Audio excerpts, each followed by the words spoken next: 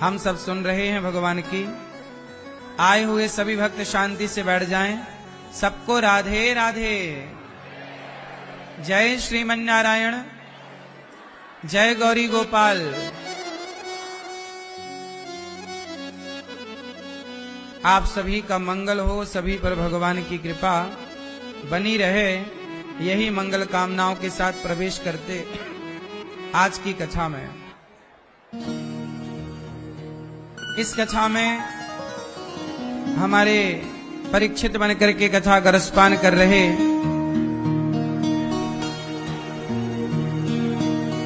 श्रीमती सरोज जमवाल जी, सरोज मैया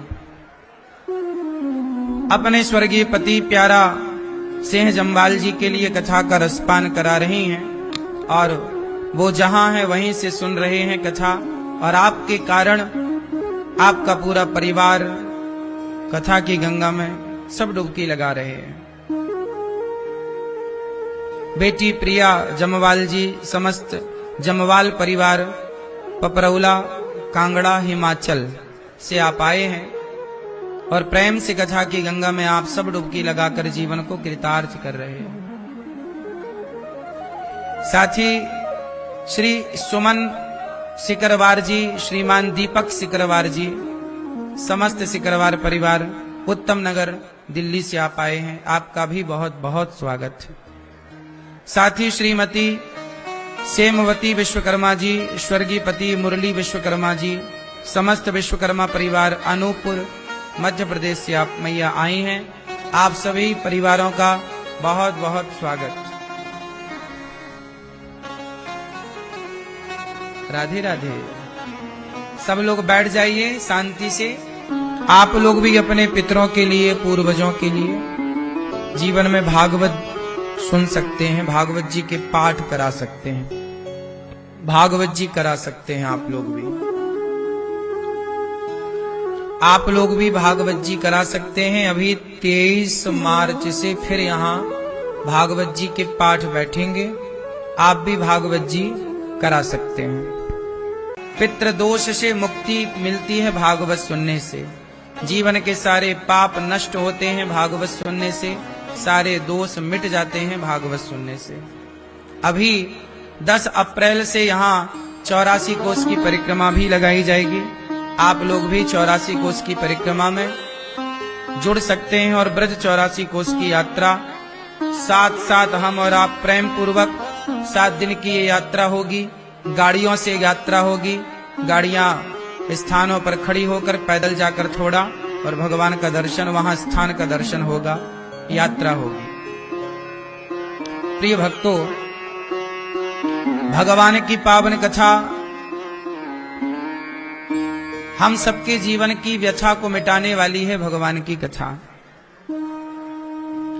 आप मैया जी, आप लोग जो भागवत सुनने आई हैं, जो जो कामना है आपकी भागवत जी कामना तो पूरी करती ही हैं, पर भागवत सुनने से जीवन की सच्चाई का पता लग जाता है। जो भागवत सुनता है उसे भागवत सुनने के बाद फिर कुछ सुनने की जरूरत नहीं पड़ती। भागवत सुन लिया, सब कुछ सुन लिया। भागवत सबसे श्रेष्ठ पुराण है। 18 पुराणों में सबसे श्रेष्ठ पुराण श्रीमद् भागवत महापुराण। कल हम लोगों ने कथा में सुना कि धुंधकारी को 5 वैश्याओं ने मारा, प्रेत बन गया। भागवत सुनी उद्धार हुआ। प्रेत भी भागवत सुन ले तो उसका उद्धार हो जाता है। प्रेत जन्माद्यस्य यतोऽन्वयादितरतस् चार्थेष्वभिज्ञः स्वराट् तेने ब्रह्म हृदय आदि कवये मुह्यन्ति यत्सूरयः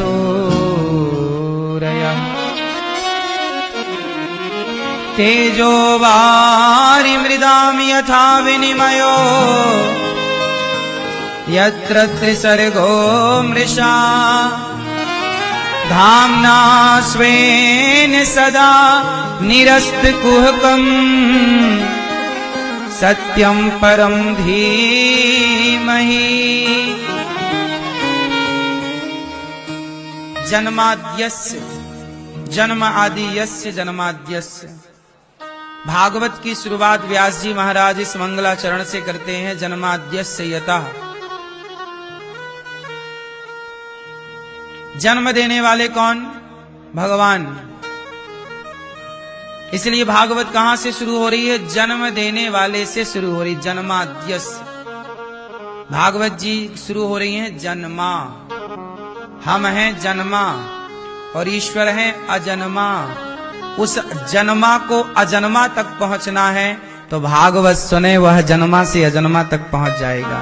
ये जन्मा से अजन्मा तक की यात्रा है, जन्माद्यस्य।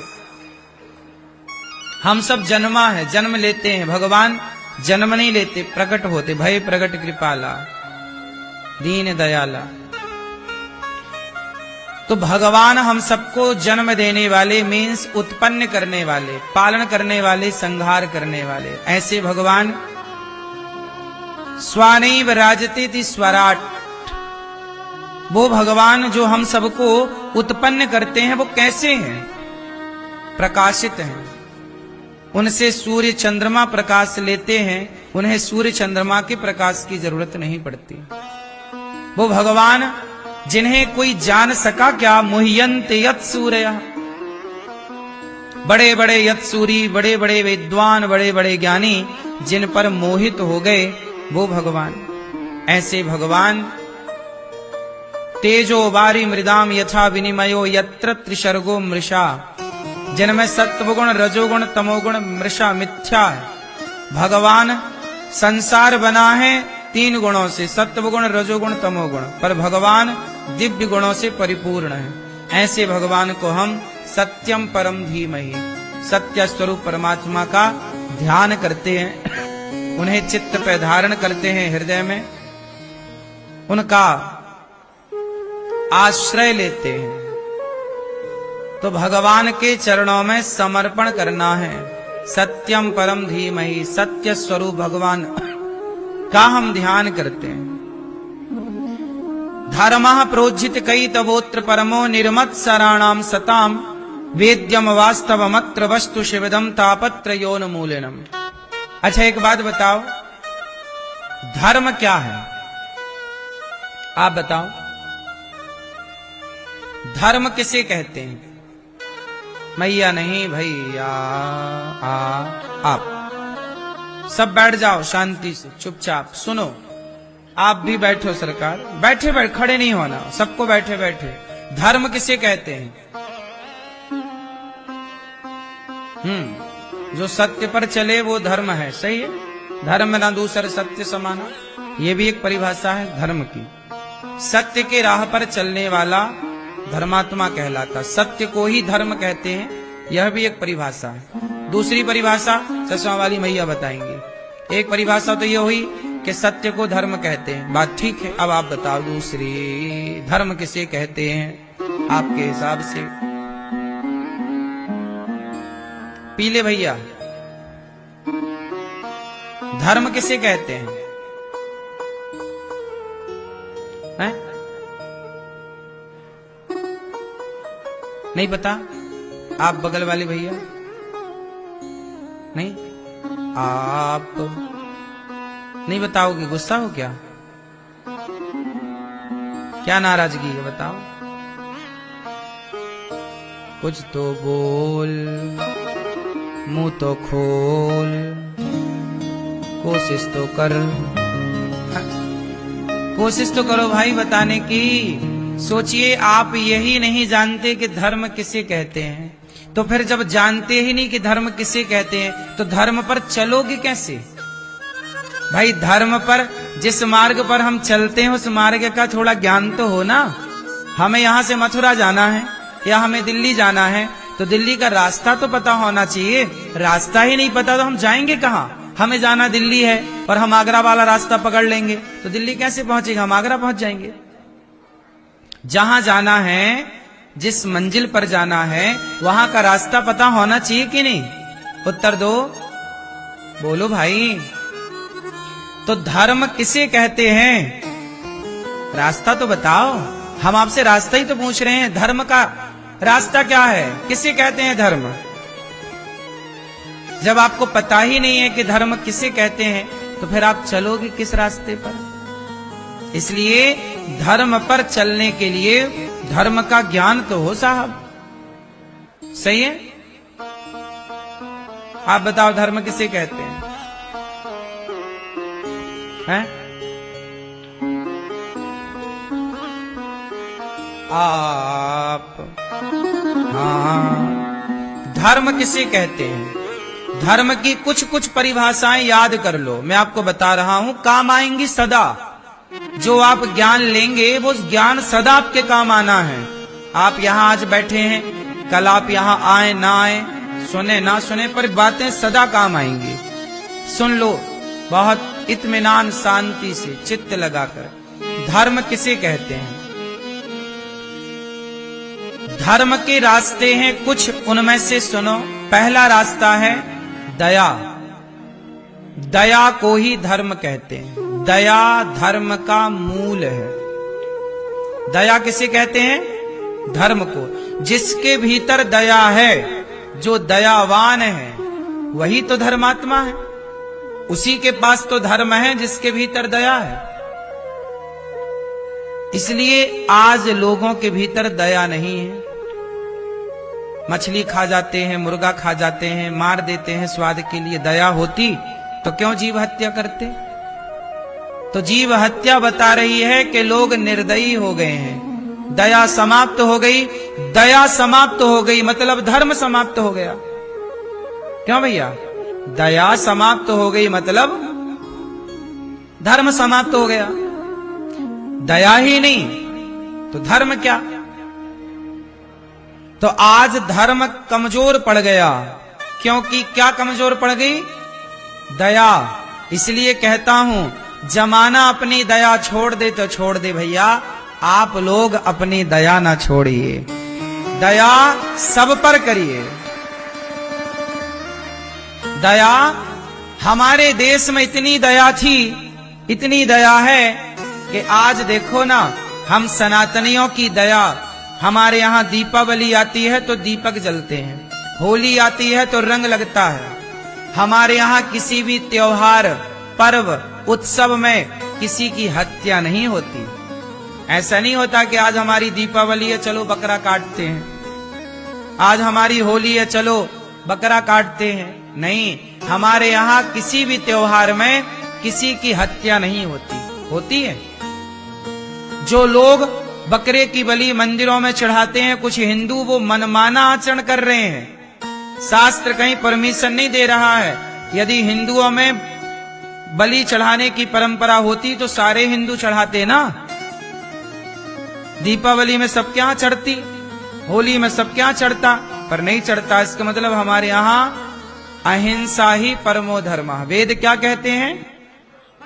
वेद का वाक्य है, बोलो मेरे संग, अहिंसा ही परमो धर्म। अहिंसा ही परम धर्म है। अहिंसा मतलब किसी की हत्या ना करना। हत्या करने को हिंसा कहते हैं और हत्या ना करने को अहिंसा कहते हैं। समझ में आई? तो हमारे यहां अहिंसा को ही परम धर्म माना गया है। किसको परम धर्म माना है? भैया, भैया को जगाओ। मैया, किसको धर्म माना है? अहिंसा। अब बताओ, दया हमारे देश में इतनी थी कि पृथ्वीराज चौहान ने मोहम्मद गौरी को कई बार उन्हें क्षमा कर दिया। दया की। क्यों की? क्योंकि हमारा धर्म ही है, परिभाषा ही है उसकी दया। तो हमारे देश के राजाओं में एक कमी थी कि वो दुश्मन पर भी दया कर लेते थे, और उसी का फायदा इस देश में मुगलों ने उठाया।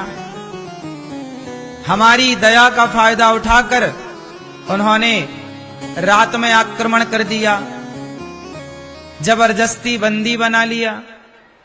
हमारे यहां कभी छाती पीठ पर प्रहार करने की परंपरा नहीं थी।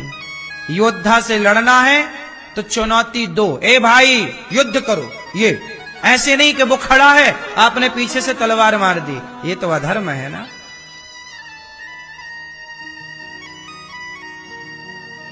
संभाजी को छल से ही तो पकड़ा था, नहीं तो कहां मुगलों की औकात थी, ताकत थी कि वो सामने से पकड़ पाते। छल से पकड़ा। वो मीटिंग कर रहे थे, तभी 10,000 सेना ने घेर लिया। अपनों ने थोड़ा गद्दारी कर दी, उनका पता बता दिया। वरना इनकी मुगलों की क्या औकात थी, क्या ताकत थी कि भारत के राजाओं से ये टकरा सकें। ये तो छल कपट करके, उल्टे सीधे काम करके, इन्होंने छाती पर प्रहार नहीं किया, इन्होंने बांध के मारा है। अरे तुम्हारी मां ने दूध पिलाया था तो खोल के मारते दोनों हाथ। तुम कायर थे, नालायक। और इन नालायकों को हमारे देश में महान बताया गया। सिकंदर को महान बनाया गया, बताया खाक महान है। महान थे तो हमारे योद्धाओं के, अब देखो ना, शिवाजी के बेटे हैं संभाजी हैं, अब उनको बंदी बनाया और पकड़ के उनके नाखून नोच दिए, आंखों में सरिया डाल दी, शरीर के टुकड़े टुकड़े कर दिए। अरे तुम्हारी मां ने दूध पिलाया होता तो आमने सामने से लड़ते ना। तुम्हारी अम्मा ने दूध पिलाया था तो। कायर थे ये नालायक। अब बताओ, गुरु गोविंद सिंह जी के 2 बेटे, छोटे छोटे, दोनों बेटों को दीवार में चुनवा दिया गया। अब बताइए, इससे बड़े निर्दयी हो सकते हैं ये मुगल लोग? मुगलों की हिस्ट्री निर्दयता से भरी है। उन निर्दयी लोगों का पाठ इस देश में पढ़ाया जा रहा है। मुगलों के बारे में तुम्हारे बच्चों को स्कूल कॉलेज में बताया जा रहा है। क्यों बताया जा रहा है? गुरु गोविंद सिंह जी के बारे में नहीं पढ़ाया जा रहा है। उनके बच्चों को दीवार में मुगलों ने तो चुनवा दिया। छोटे छोटे बच्चे, 8-10 साल के बच्चे, छोटा वाला बच्चा तो 5-7 साल का था।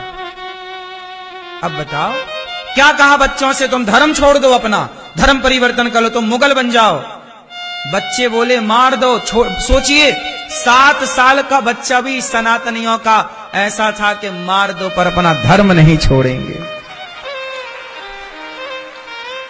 ये सनातन है, ऐसे रक्षा हुई है सनातन धर्म की।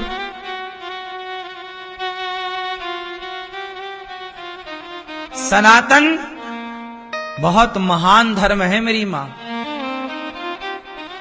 दुनिया कैसे महान हो सकती है? तुमने छोटे छोटे बच्चों को मार दिया। बच्चों को मारने वाला महान होता है कि कायर होता है? ये नालायक होते हैं, 1 नंबर के साले। छोटे छोटे बच्चों को मारना कौन सी तुम्हारी बहादुरी है?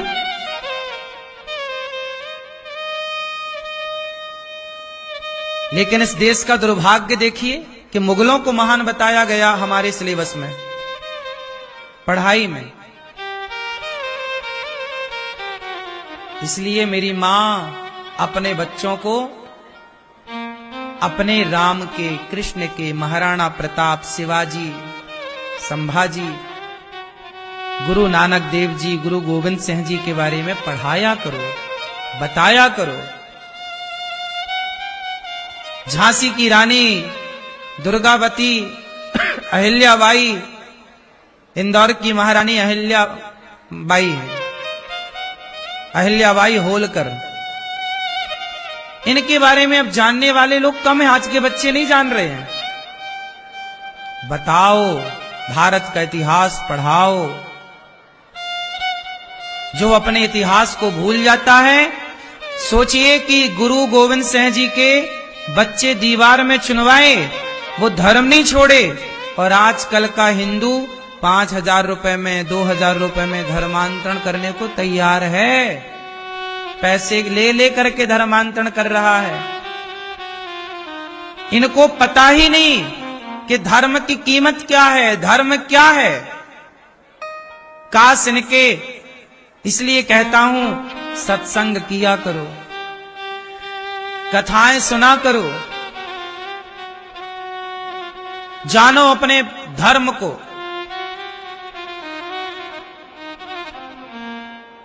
अभी एक छावा करके मूवी आई है,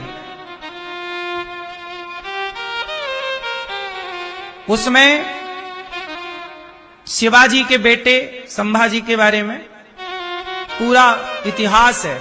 मैं पहले भी कथाओं में ये सब चीजें बताता था, लेकिन ये चीजें पढ़ाई जानी थी हम सबको। पढ़ाए होते ना तो हमारे रग रग में खून चलता नहीं, दौड़ता। पढ़ाए ही नहीं कुछ। महान गाथाएं जो हमारे राजा महाराजाओं की रही हैं। 13 साल की उम्र में युद्ध लड़ना शुरू कर दिया। 13 साल का बच्चा जीत गए संभाजी। पहला युद्ध उनका 13 साल में। क्या शिक्षा रही होगी। 13 साल का बच्चा युद्ध करके जीत गया और मुगलों से 40 बार युद्ध जीते हैं, एक बार भी युद्ध नहीं हारे। वो तो धोखे से पकड़ लिया। अब हम सो रहे हैं और तुम तलवार से हमारी गर्दन काट दो, तो ये तुम्हारी कोई बहादुरी है क्या।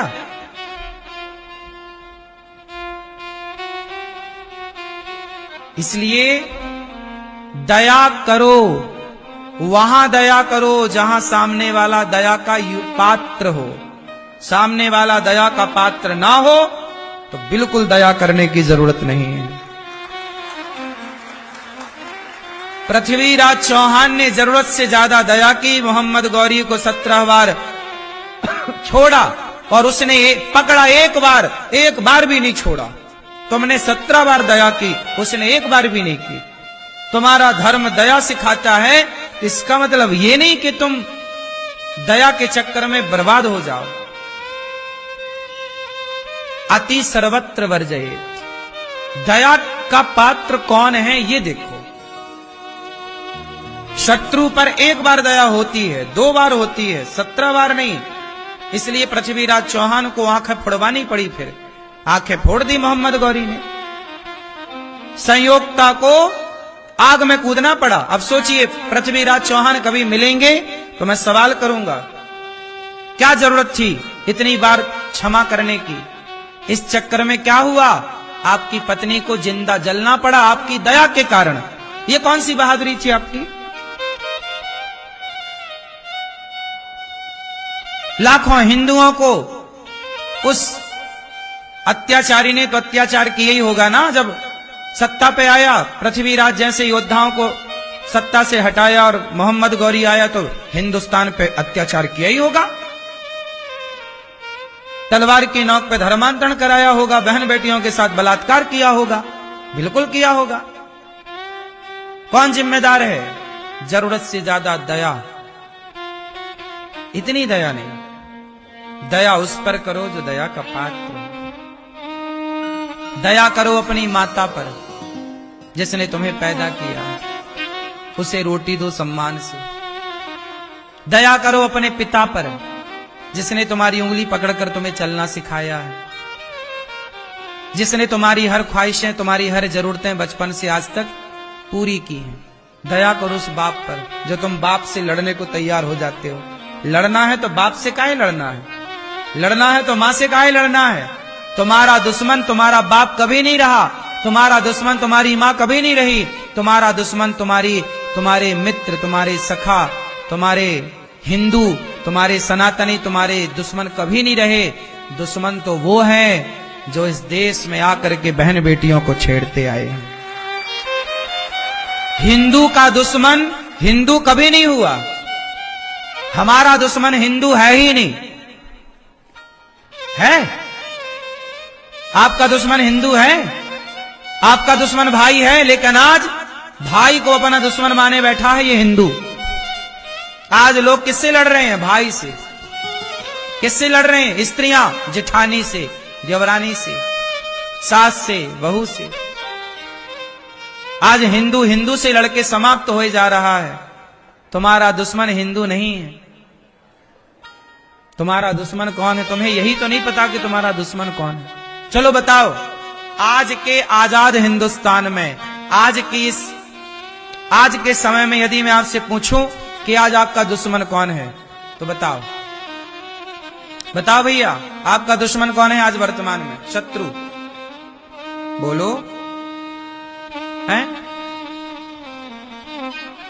कौन? जोर से। आपका शत्रु है जो गलत काम करे। आप बताइए, आपका दुश्मन कौन है? कौन गलत काम कर रहा है?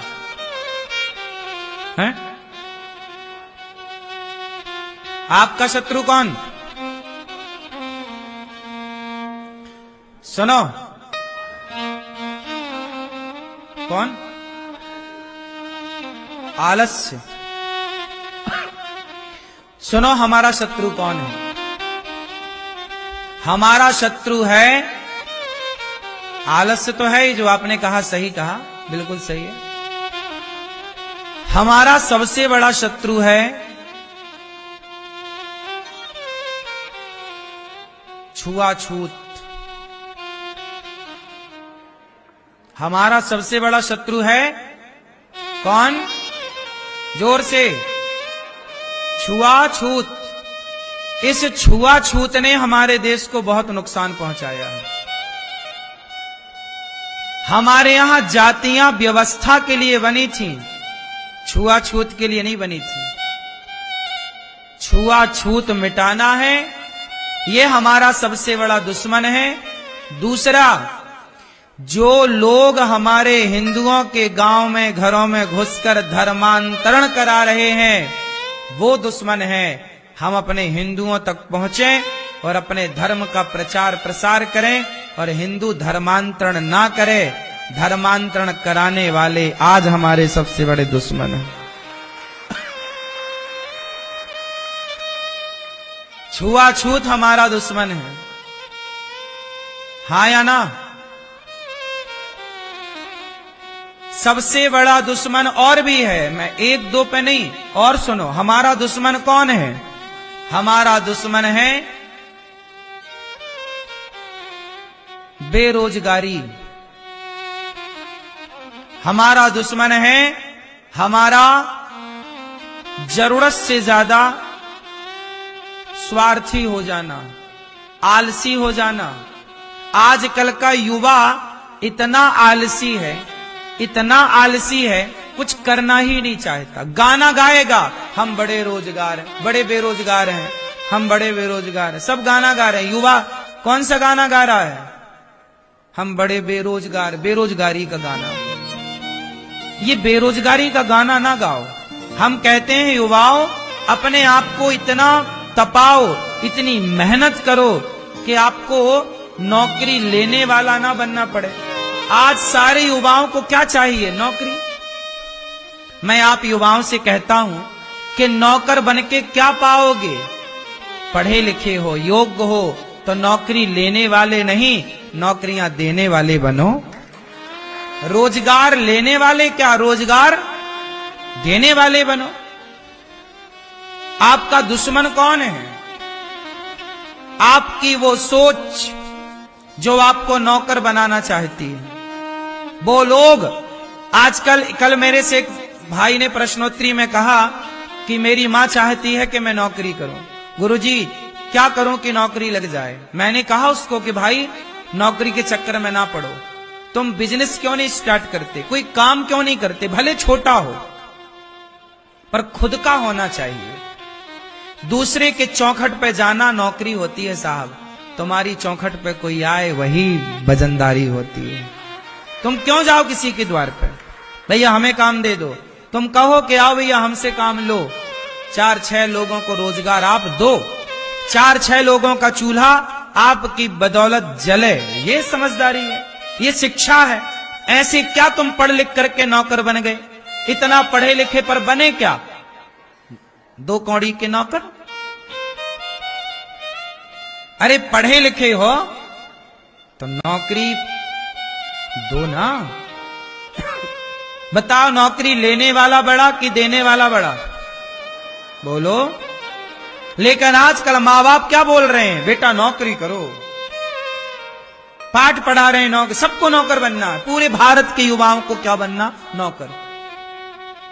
सबको पढ़ लिख के क्या बनना? नौकर। पढ़ काहे के लिए रहे? नौकर बनने के लिए। आग लगे तुम्हारी ऐसी पढ़ाई में जो तुम्हें नौकर बनाए? अरे पढ़ाई तो वो है जो मालिक बनाए। चंद्रगुप्त को पढ़ाया, चंद्रगुप्त को चाणक्य ने पढ़ाया ऐसे कि सम्राट बना के बिठा दिया। आपकी पढ़ाई आपको सम्राट बनाए, आपकी पढ़ाई आपको विकसित करे, बड़ा करे, तब तो पढ़ाई का मतलब है। नौकर ही बने 50,000 के, 1 लाख के, तो क्या करें? लाख 50,000 के नौकर बन भी गए तो क्या पा लिया? क्यों जी? इसलिए मेरी बुद्धि कहती है यार नौकर तो ना बनो कम से कम। आप तो बहुत ज्यादा पढ़े लिखे हैं।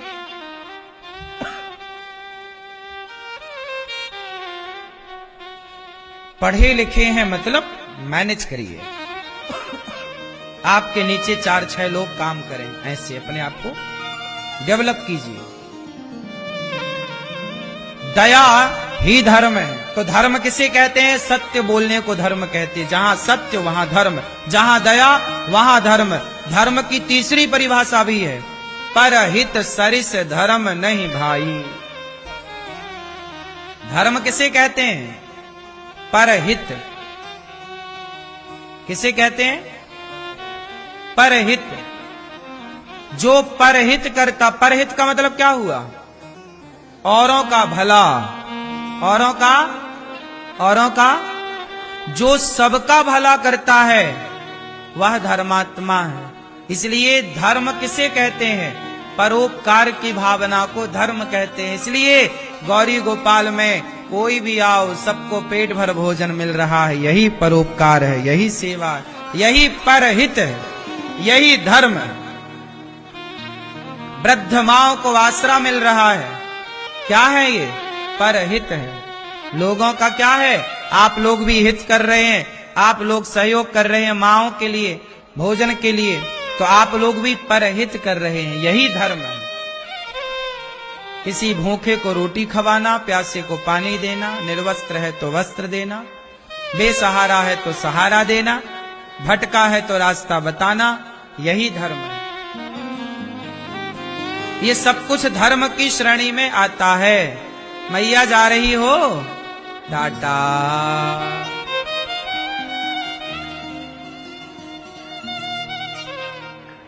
धर्म किसे कहते हैं? दया को, सत्य को, परहित को। कितनी परिभाषाएं मिल गई धर्म की? बोलो, कितनी परिभाषाएं धर्म की? दया धर्म का मूल है। पहली, धर्म न दूसर सत्य समाना, दूसरी सत्य। तीसरी, परहित सरिस धर्म नहीं भाई। धर्म की और भी सूक्ष्म व्याख्याएं हैं। माता पिता की सेवा करना धर्म है, मातृदेवो भव पितृदेवो। अतिथि की सेवा करना धर्म है, सबकी सेवा धर्म है।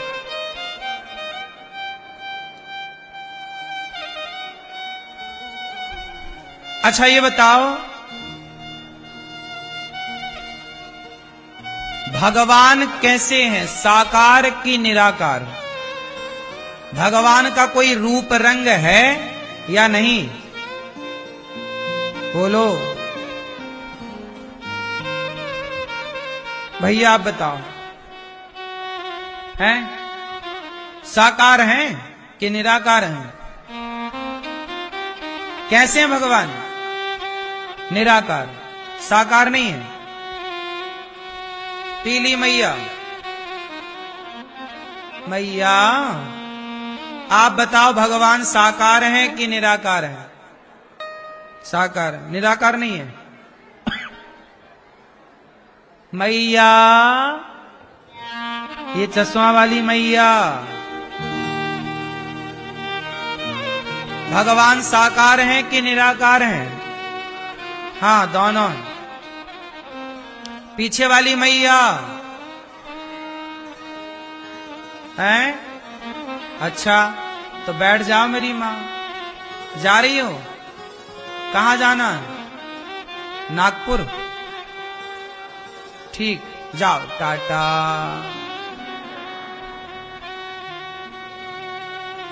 सुनो मैया, भगवान साकार है कि निराकार? भगवान सगुण ही अगुण ही नहीं कछु भेदा। भगवान साकार भी है और निराकार भी है। साकार रूप में भगवान राम, साकार रूप में भगवान कृष्ण। भगवान का एक रूप है साकार। राम, कृष्ण, नरसिंह, वामन सब साकार रूप, इनके आकार हैं। भगवान का एक रूप है साकार। जहां जरूरत पड़ती है भगवान वहां साकार हो जाते हैं। और एक रूप है भगवान का निराकार, जहां ब्रह्म, भगवान का एक नाम है ब्रह्म। ब्रह्म का कोई रूप रंग आकार नहीं, पर वही ब्रह्म जिसका कोई आकार नहीं है। जैसे पानी का कोई आकार नहीं होता, पर पानी जब बर्फ बनता है तो एक आकार लेता है बर्फ का।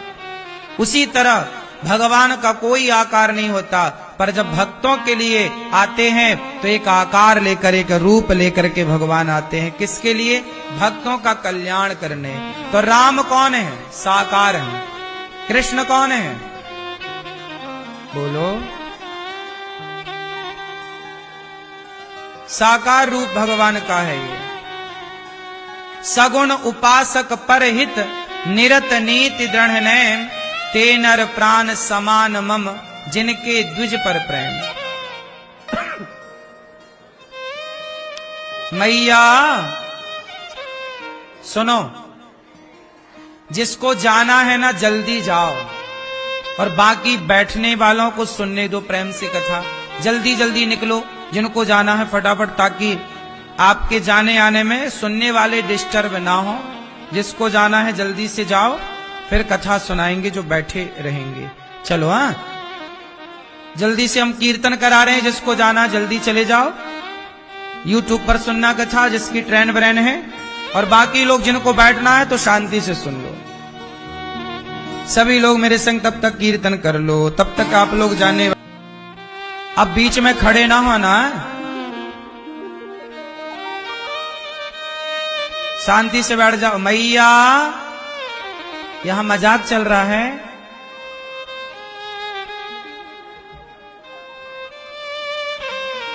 शांति से बैठो।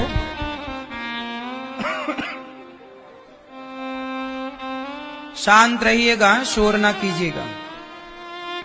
भगवान साकार भी है और निराकार। जहां जरूरत पड़ी साकार की, साकार हो गए। जहां जरूरत पड़ी निराकार की, निराकार हो गए। भगवान कर्तुम अकर्तुम अन्यथा कर्तुम सर्व सामर्थ। भगवान कैसे हैं? सब कुछ करने की सामर्थ्य है। सब कुछ करने की क्या है? वो साकार भी बनने की सामर्थ्य रखते हैं, वो निराकार बनने की भी सामर्थ्य रखते हैं। इसलिए उनका नाम भगवान है। क्या नाम है उनका? जो सब कुछ कर सके, जो अपने को छोटा भी कर सके और जो अपने को बड़ा भी कर सके। अणोर अणियान महतो महीयान, जो अपने को साकार भी बना सके और निराकार भी बना सके। तो भगवान को इस बंधन में नहीं बांधना चाहिए कि मैं तो निराकार की पूजा करता हूं, मैं तो साकार की। भगवान जरूरत पड़ने पर साकार हैं, जरूरत पड़ने पर निराकार हैं। भगवान के अवतार कितने हैं? वैसे तो बहुत अवतार हैं, पर मुख्य 24 हैं।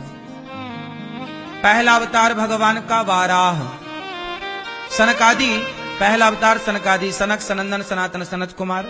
दूसरा अवतार वाराह, तीसरा नारद जी के रूप में, चौथा नर नारायण, पांचवा भगवान का कपिल देव जी, छठवा भगवान का दत्तात्रेय जी, सातवां यज्ञ भगवान, आठवां ऋषभदेव जी 9वां, पृथु भगवान 10वां, मत्स्य भगवान 11वां, कच्छप 12वां, धनवंतरी 13वां भगवान का मोहिनी, 14वां नरसिंह, 15वां वामन, 16वां परशुराम जी, 17वें वेद व्यास जी, 18वें अवतार श्री राम, 19वें अवतार में बलराम जी, 20वें अवतार में श्री कृष्ण, 21वें अवतार में बुद्ध भगवान, 22वें अवतार में हरि अवतार, 23वें अवतार में हंस और 24वें अवतार में कल्कि।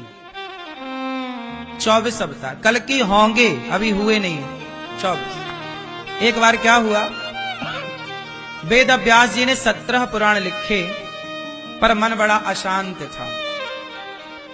तब नारद जी ने कहा आप क्यों उदास हैं? बोले हमने 17 पुराण लिखे पर शांति नहीं मिली। नारद जी ने कहा अभी तक आपने भागवत की रचना नहीं की। आपने ज्ञान की बात तो की है, वैराग्य की बात की, पर भक्ति की कोई बढ़िया बात नहीं की, इसलिए आपका मन उदास है। नारद जी बोले बिना भक्ति के शांति नहीं मिलती। नारद जी बोले मैं पिछले जन्म में दासी का बेटा था। नारद जी पिछले जन्म में कौन थे? दासी पुत्र। इनकी मां घर में काम करती थी एक पंडित जी के यहाँ। तभी पंडित जी के यहाँ कुछ संत जन आए। नारद जी ने उस समय संतों की खूब सेवा की, तो संतों ने उन्हें मंत्र दिया और नारद जी वही मंत्र जपने लग गए। उसी मंत्र से उन्हें सब कुछ अनुभूति होने लग गई। वो ये जान गए कि संसार में आने का मूल उद्देश्य, मूल कारण भगवान को पाना है। भगवान को पाने के लिए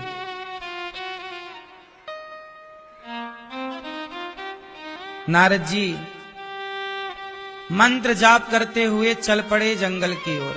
तब मां ने रोक लिया, बेटा मैं तो अभी जिंदा हूं, मुझे छोड़कर कहां जा रहे हो? एक दिन मां को सांप ने डस लिया, नारद जी की मां मर गई। नारद जी को मन में आया कि चलो भगवान ने ठीक किया, मेरे भजन में मेरी मां ही बाधा थी। मां का अंतिम संस्कार इत्यादि सारा कार्य किया और नारद जी जंगल में गए और वहां खूब प्रेम से वही मंत्र जाप किया जो संतों ने दिया। ओम नमो नारायणाय खूब जाप किया। अष्टाक्षर मंत्र का जाप करते करते करते करते तब नारद जी को आकाशवाणी हुई और भगवान की एक झलक नजर आई। बेटा तुम्हें इस जन्म में मेरा साक्षात दर्शन नहीं होगा, पर अगले जन्म में जरूर होगा। तब नारद जी ने वो शरीर छोड़ दिया और अगले जन्म में वो दासी के पुत्र से ब्रह्मा के पुत्र देवर्षि नारद बनकर के प्रकट हुए और नारद जी ने खूब भक्ति का प्रचार किया। नारद जी का क्या काम है? दिन भर नाम जपते हैं, श्रीमन्नारायण श्रीमन्नारायण। क्यों नाम जपते हैं?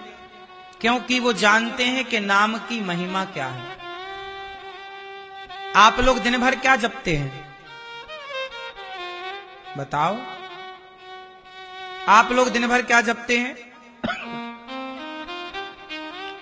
दिन भर आप लोग जपते हैं निंदा, चुगली।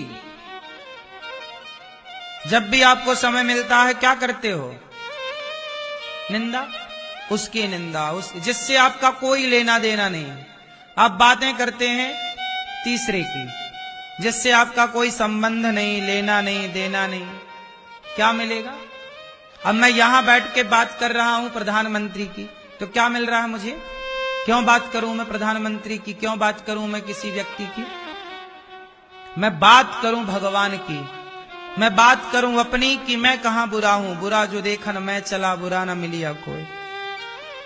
आप लोग मैया कभी खुद की बात नहीं करती हो कि तुम कितनी बुरी हो, हमेशा आप दूसरे की बुराई देखते हैं। आजकल पूरे देश में जहां बैठो वहां राजनीति की बातें, राजनीति के सिवा कुछ नहीं है। क्या मिल रहा तुम्हें? काहे समय गवा रहे हो? नेताओं के पास जाके झंडा ही तो उठाना पड़ता, और क्या मिल रहा तुम्हें? समझदार नहीं है वो लोग जो तलवे चाट रहे हैं।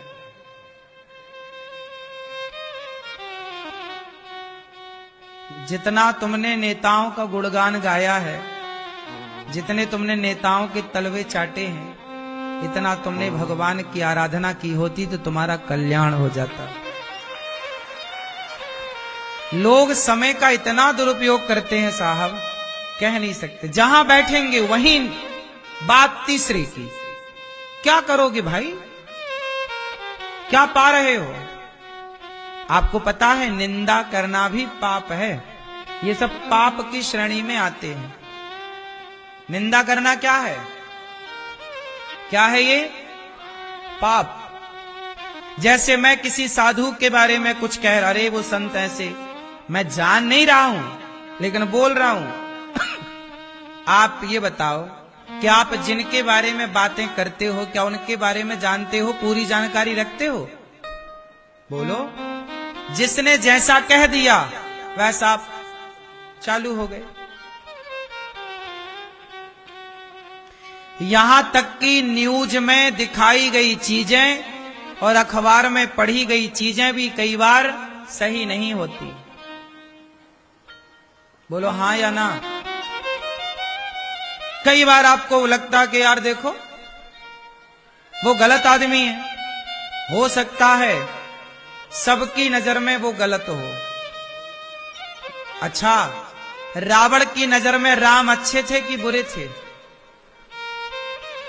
बोलो। रावण की नजर में तो राम बुरे थे और कंस की नजर में कृष्ण बुरे थे। दुर्योधन की नजर में कृष्ण अच्छे थे कि बुरे थे? बोलो। दुर्योधन की नजर में कृष्ण बुरे थे। जरूरी नहीं है। अब कृष्ण तो सबके लिए अच्छे हैं, राम सबके लिए अच्छे हैं, पर वही राम मंथरा की नजरों में बुरे हैं, वही राम कैकेयी के लिए बुरे हैं। हाँ या ना? तो जरूरी नहीं है कि जो व्यक्ति बुरा हो आपकी नजर में वो सबकी नजर में बुरा हो। कैकेयी और मंथरा की नजर में राम बुरे हैं, औरों की नजर में राम बुरे नहीं है। बात सही है कि गलत है? इसलिए अब मैं क्यों बुराई करूं किसी की? तुम्हारा पड़ोसी तुम्हारी नजर में बुरा है, मैं क्यों बुराई करूं तुम्हारे पड़ोसी की? मेरी नजर में थोड़ी बुरा है। तुम्हारी उससे कोई पर्सनल दुश्मनी होगी, तुम्हारी अपनी कोई पर्सनल वार्ता होगी, तो तीसरा बोल के क्या पाएगा? निंदा करने से पाप का भागीदार और बन जाएगा। फ्री का पाप है ये। जो आप एक एक घंटे मैया 2-2 घंटे निंदा करती हो, चुगली, ये फोकट का पाप है।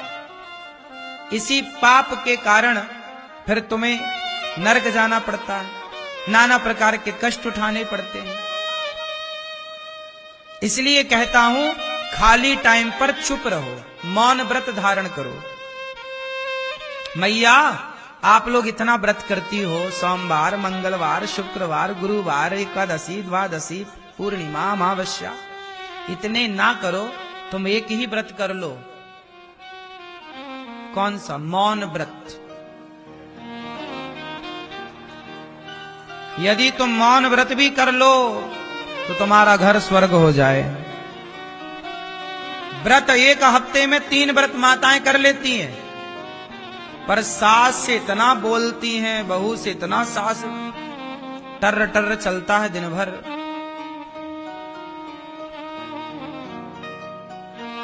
मौन व्रत रखो। जरूरत की बात बोलेंगे, काम की बात तो बोलेंगे, बाकी टाइम क्या करेंगे? अच्छा ये बताओ, सबसे ज्यादा पुरुष बोलता है कि स्त्रियां? हम नहीं पूछ रहे, हम बोल नहीं रहे, कुछ पूछ रहे हैं। सबसे ज्यादा कौन बोलता है?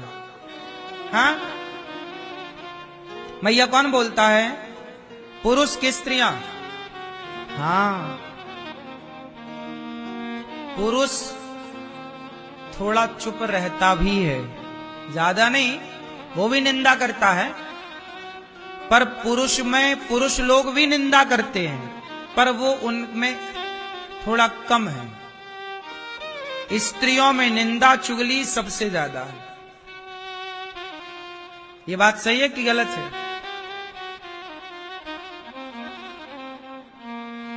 मैया, स्त्रियों को जल्दी मोक्ष मिल जाता है,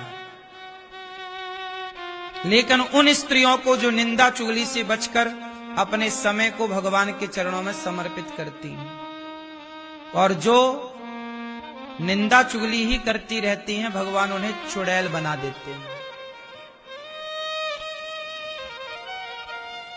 क्या बना देते हैं? चुड़ैल। आपको चुड़ैल बनना है? निंदा ना करना।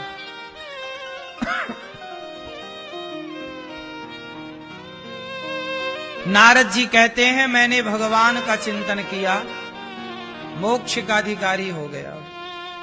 इसलिए समय खूब भगवान के चरणों में लगाओ, नाम काम खूब करो, पर भीतर चलता रहे श्रीमन्नारायण श्रीमन्नारायण।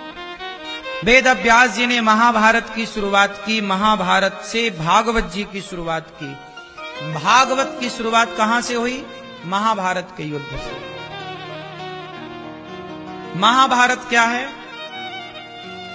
महाभारत किनका युद्ध हुआ? महाभारत में कौन लड़े? भाई भाई लड़े। महाभारत में कौन लड़ा? बोलो। चाचा ताऊ के तो हैं, पांडु के बेटा पांडव और धृतराष्ट्र के बेटा कौरव, और धृतराष्ट्र और पांडु सगे भाई हैं, एक बाप की संतान है। तो युद्ध किन में हुआ? भाई भाई में। महाभारत किससे लड़ा गया? भाई भाई से लड़ा गया। बोलो हां कि ना? ये बताओ, ये भाई भाई का युद्ध क्यों हुआ? किसके कारण हुआ? बताओ, महाभारत का युद्ध किसके कारण हुआ? महाभारत के युद्ध का मूल कारण क्या था?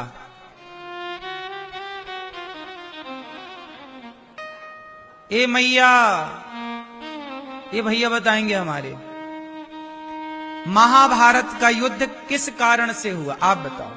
हाँ, नहीं पता? आप बताओ, आगे वाले किसके कारण? हाँ, महाभारत का युद्ध जो हुआ, मूल वजह थी बंटवारा, जमीन जायदाद। पांडवों की संपत्ति हड़प ली कौरवों ने जुआ में, और धृतराष्ट्र ने बोल दिया था कि आप 12 साल का वनवास और 1 वर्ष का अज्ञातवास पूरा करके आओगे तो हम आपका राज्य लौटा देंगे। इंद्रप्रस्थ, जिसे आज दिल्ली कहते हैं, दिल्ली के राजा थे पांडव और मेरठ के राजा थे कौरव। मेरठ आज जो है वो पहले की हस्तिनापुर है, और आज की दिल्ली पुरानी इंद्रप्रस्थ है। तो क्या बोला पांडवों को धृतराष्ट्र ने कि आप 12 साल का वनवास कराओ, 1 वर्ष का अज्ञातवास कर लेना, हम आपकी संपत्ति लौटा देंगे। जब पांडव आए तब भगवान श्री कृष्ण शांति का प्रस्ताव लेकर आए कि भैया अब पांडवों का धन पांडवों को लौटा दो। आपने कहा था कि पांडवों की संपत्ति लौटाएंगे, लौटाओ। तो दुर्योधन बोला कि मैं सुई की नोक बराबर जमीन भी पांडवों को, जब आपने बोला था कि दूंगा तो अब क्यों